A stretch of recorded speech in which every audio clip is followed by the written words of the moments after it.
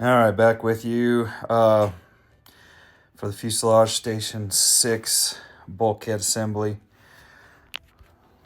This is the plan looks like here. All right, so we got Station 6 laid out. These are the doublers. We're gonna have to cut those apart. I got some tin snips. We'll try that way. Hopefully that goes well. Once we cut them, smooth out the edges, deburr, Clecoed them on, and then we'll need to transfer drill the holes in the top there. We'll have to transfer drill those holes, take it apart, deburr again, Clecoed back together, and Clecoed the elevator push rod guide here.